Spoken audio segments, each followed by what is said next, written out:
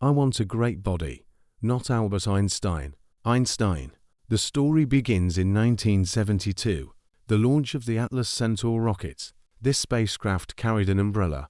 The mission of this was a very interesting mission, to travel beyond the solar system to the farthest reaches of space, in search of intelligent life. In order to represent humanity, the zones were provided with a plaque depicting a man and a woman, as well as a map showing the way to the Earth. Nowadays, we're introduced to Neil Clarke. Neil Clarke, an English writer who has achieved social acceptance.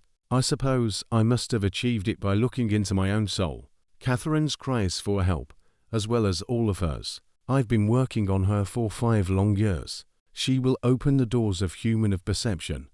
And then everyone, if you'll excuse me. No. The day begins abruptly. From a strange dream, he is jerked out of a strange dream by the loud barking of the dog of Dennis' dog. Someone is banging loudly on the door. On the doorstep is an irate neighbor, threatening to put Dennis in a foster home if Neil doesn't shut him up. While on a walk with Dennis, Neil encounters his other neighbor, Catherine, a woman with whom he's secretly in love. He awkwardly tells her about a dream where she gave him a literary prize for his novel. Catherine good-naturedly asks him if he's finished the book, to which Neil confesses the novel is not only unfinished, he's seriously considering rewriting it. As Catherine disappears out the door of her apartment, Neil and Dennis continue on their way. Meanwhile, somewhere in the depths of the universe, of the 1972 zone, is intercepted by an alien ship. Music, laughter, come on. Lend me a 20. I'll pay you back. I can't. When are you gonna hit on your roommate critic Essie? A male needs a female. I have Dennis the male. Music, uploading select images. A member of the Intergalactic Council is insisting on compliance of the cosmic law that says there must be a test to determine if humanity is worthy to join their cosmic community. The discussion will be conducted in the language of the species under discussion. That's fine. Car is a different matter. Sharon. No, Sharon.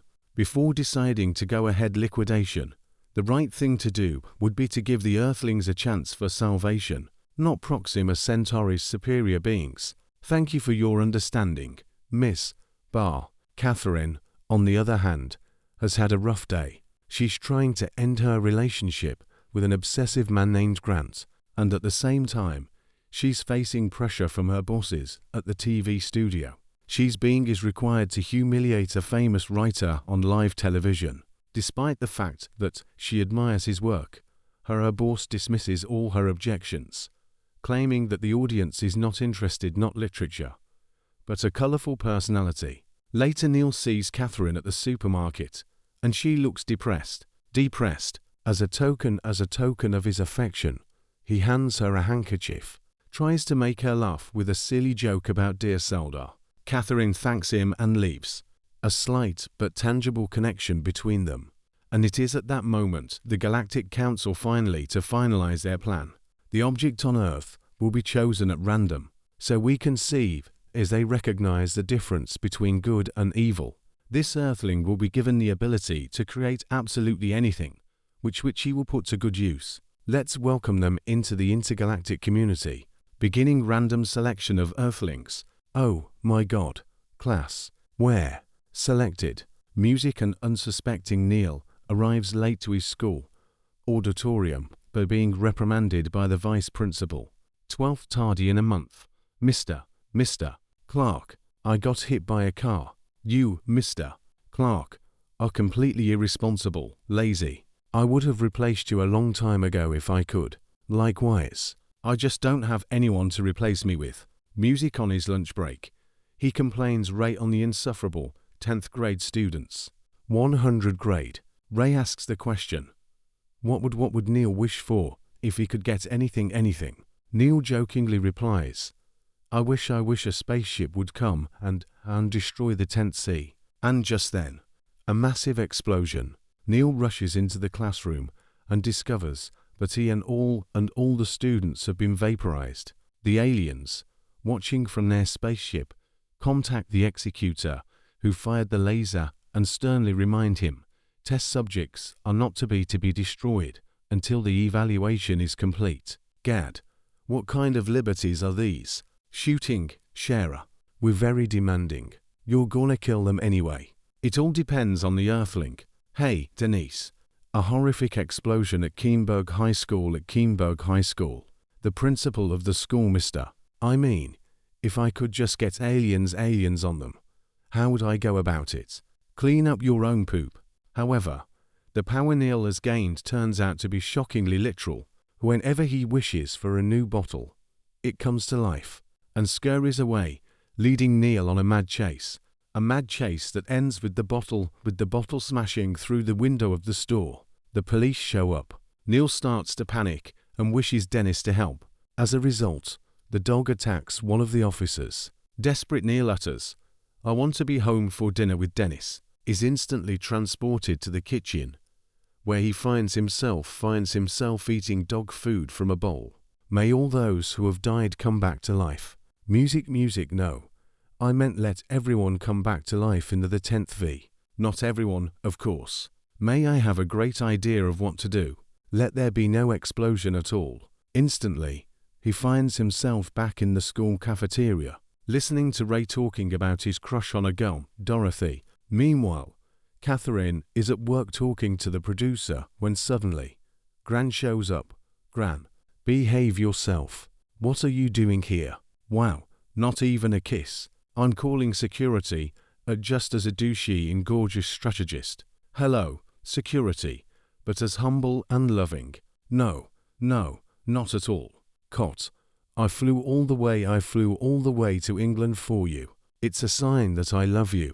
See you, sweetheart. Music. After convincing himself that it was all just a bad dream, Neil returns to class. For fun, he decides to test his hallucination and makes a wish that the 10th grade SL to be a model class full of eager for knowledge. To his surprise, he discovers that it worked. The power is real. Now Neil begins to use his powers for small personal favors. He makes a wish that the stern headmaster to be kinder to him, and the headmaster suddenly addresses him with unusual politeness, shocking the entire of the teaching staff. He then fulfills Ray's wish, causing Dorothy literally idolize him. Let Miss Pringle idolize Ray. Ray, music. May I be President of the United States. May I be President of the United States. Thank God we found you, sir. Excuse me, sir, get down. May I be myself at home again. So, but,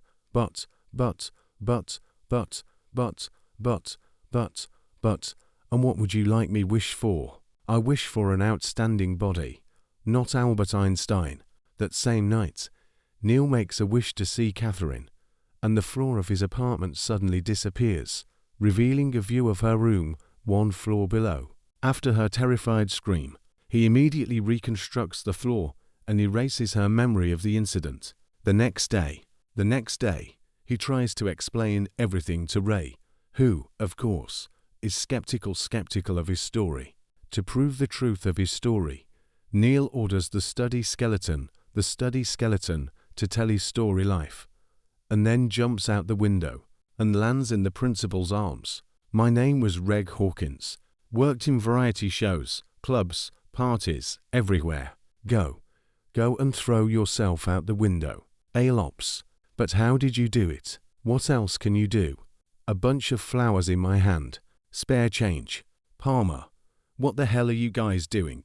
With skeletons. Oh wow. Meanwhile, Catherine's situation with her obsessive ex-boyfriend, Grant, is escalating. He shows up at her apartment and tells her that he's rented an apartment for 2 people. When Catherine firmly makes it clear that she's not interested, he simply ignores her words and drops the keys at her feet before leaving.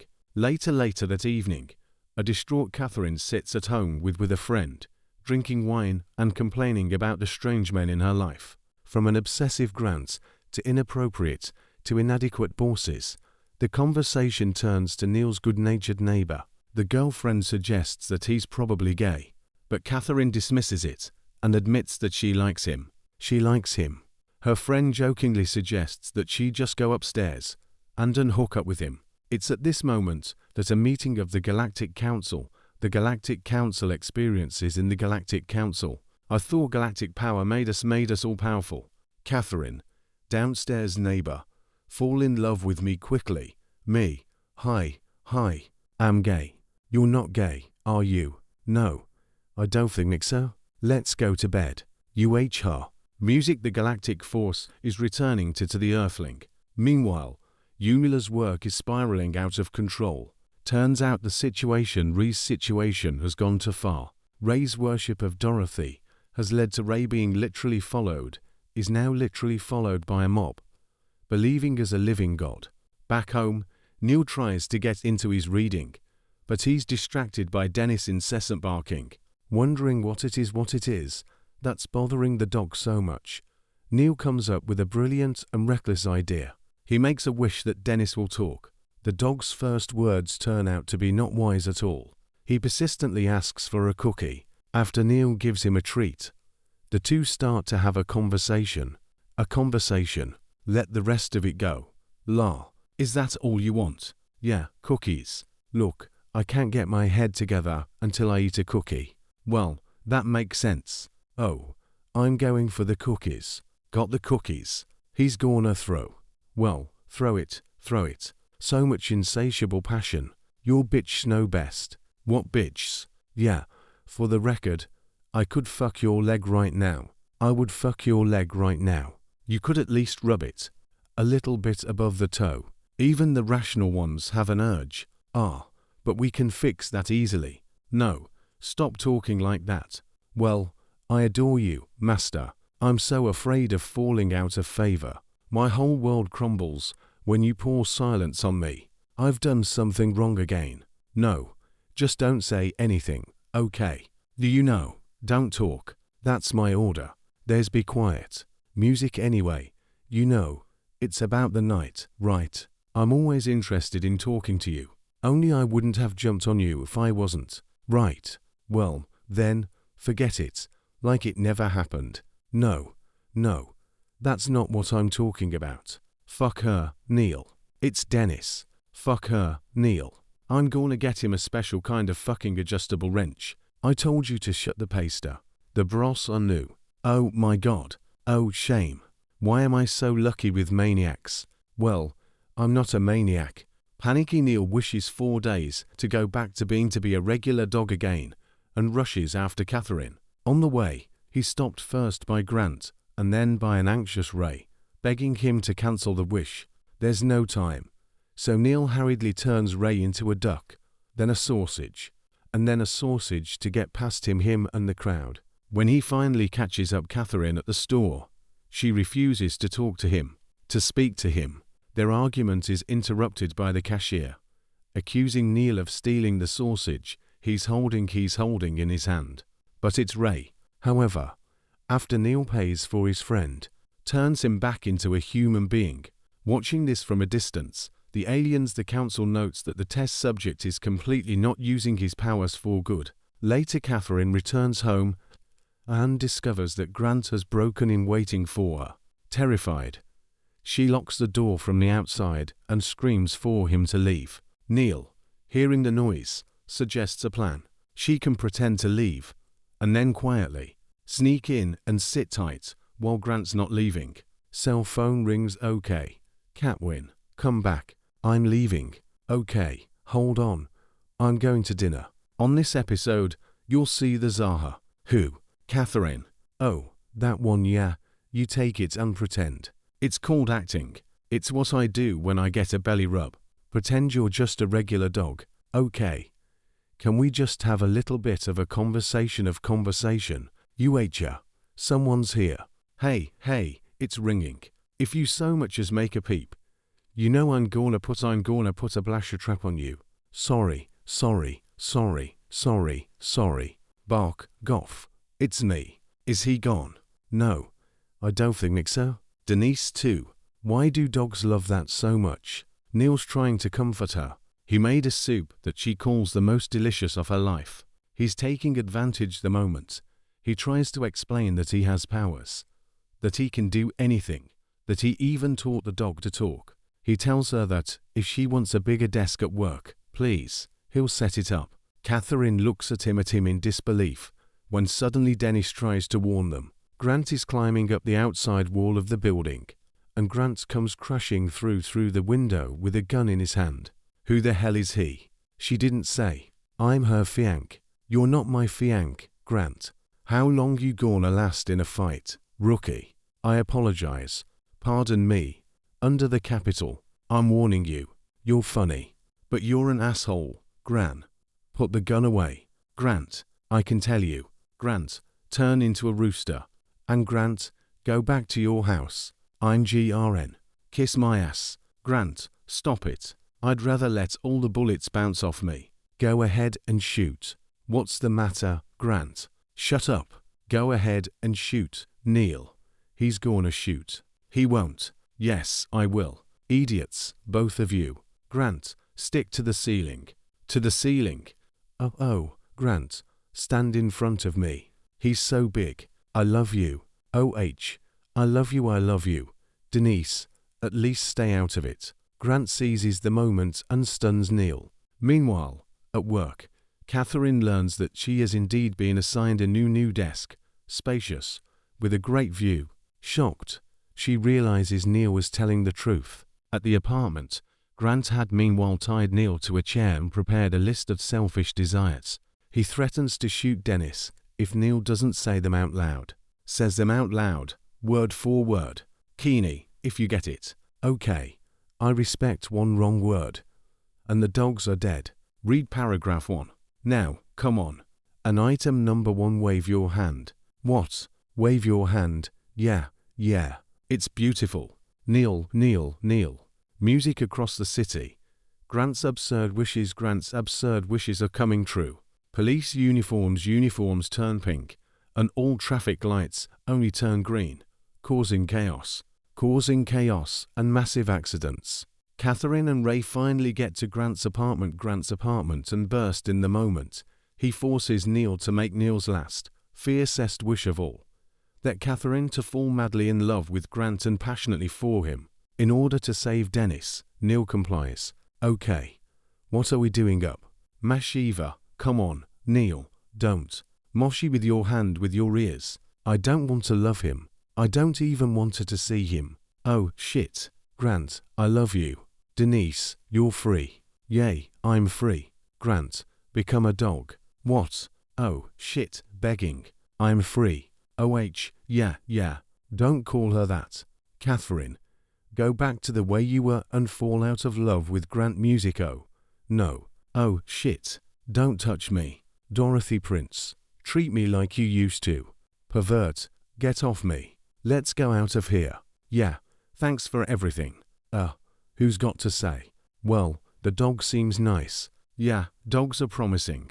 The next day, Neil tries to talk to Catherine, but she says she can't trust a man who's capable of changing reality at will. That same night, Neil confesses to Dennis that everyone seems to hate him. He realizes that all of his powers he's been spending on himself. Determined to make things right, he sets his sights on taking on the problems of the world. He's making a wish to end world hunger, to give a dream home for everyone, to end to all warfare, and to reverse global warming. Together with Dennis, they turn on the news to see how things have changed, and they see that all of his good intentions have turned into a disaster. The overabundance of food has caused massive obesity. The entire surface of the planet is littered with residential neighborhoods, and since there's no more reason for war, countries have started declaring war for no reason at all. For no reason. And to top it all off, the Earth is rapidly becoming covered in ice. A new glacial era begins. Terrified, Neil cancels every wish he's ever had. Let everything go back to the way it was before I decided to make the world a better place. Absolute power doesn't corrupt. It just makes you crazy. Tell her. Catherine, I love her. Don't, Master. I love you. Don't you love me? I can't bear the responsibility. Music, what kind of cigar am I? I can't swim. Master, help me. Do you still love me, Master? Of course I love you, Dennis. It's at this point that the aliens are running out of time. They review Neil's actions and, using their own fucked up logic, they conclude that his attempt to change things for the better is a sign of weakness. They render a verdict. The verdict: the Earth is to be immediately to be vaporized. On a bench by the shore, Dennis suddenly voices a simple but brilliant an idea. He says to Neil, You can give the power to me. I'm a dog. All I want is to do what my master. Dinister, you're a genius. It's not bad, huh? Music initiating liquidation. Oh, yeah, I got to wave my paw. That's it, I got it. What's on your mind? Think of all the suffering that this power's caused. This power's brought to his master. Dennis Sodley apologizes for what he's doing now, and at this very moment, as the alien beam is about to reach Earth, Dennis makes his only wish to destroy the power source forever. The wish overtakes the beam, reaches the alien ship, and causes it self-destruct, instantly saving Earth and destroying the entire Galactic Council. That's great news. I'm seeing again. Can you believe it? We could be on the bow of the Titanic. The Force is gone. Well, if that's the case, why don't you and I have dinner? Let's do it tonight in the hallway. The corgi that Grant's been turned into, begging the department to revert him his human form. Danny looks at him and says with a sage grin, Well, nobody's perfect.